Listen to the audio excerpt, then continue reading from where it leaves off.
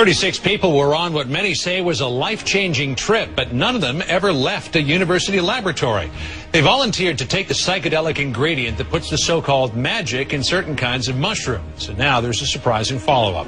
CNN's Carol Costello joins us live with the results. Carol, what's happening now? Well, John, maybe the hippies of the 60s weren't just on something. Maybe they were onto something. Scientists at Johns Hopkins now say magic mushrooms really can expand your mind, producing a kind of religious experience. 14 months ago, they gave dozens of volunteers magic mushrooms, and today, those volunteers are still feeling the effects. The whole Johns Hopkins study seems just so hippy-dippy 60s. It brings to mind Timothy Leary, the man who first widely touted the alleged magic in this tiny mushroom. 5 years ago, by accident in Mexico, I took Mexican mushrooms. Leary, a Harvard researcher, claimed his mushroom-induced psychotic trip was so spiritual it led him and a generation to turn on, tune in, and drop out. Yeah, until the federal government stepped in and made hallucinogenic drugs illegal. Fast forward to 2006 and this research room at Johns Hopkins. 36 volunteers took part in an initial study on whether psilocybin, the active ingredient in magic mushrooms, really does have a lasting spiritual effect on people.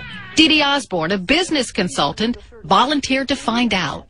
It's a beautiful feeling. I've not felt anything like that before. Osborne, lying on this couch, received one dose over an 8-hour period. She saw a kaleidoscope of colors. Then there was a tearing open of my heart, and then the feeling that we were all one. The effects of that single session are still with her 14 months later, and with other volunteers. The study says at 2 months, the volunteers rated the experience as having spiritual significance and sustained positive changes in behavior. Most people had experiences that really looked quite indistinguishable from classically occurring mystical type experiences. The study is nothing like those done in the 60s. They're far more controlled. The goal is to explore whether this drug could prove therapeutic to those terminally ill. Volunteers who are under psychological distress secondary to a cancer diagnosis.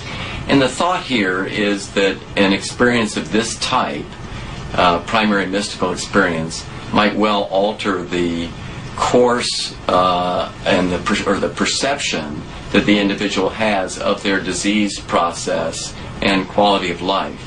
As for those volunteers who took that long, strange trip on Johns Hopkins' couch, the study says most have no regrets and feel their world is a better place because of it.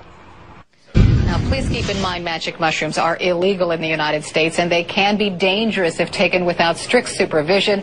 All of the volunteers in the Hopkins study were psychologically prepped for 6 to 9 months. Johns Hopkins scientists say the magic mushrooms can also produce fear and intense anxiety in some people. John? Fascinating study, Carol. I'm sure a lot of people are saying, where do we sign up?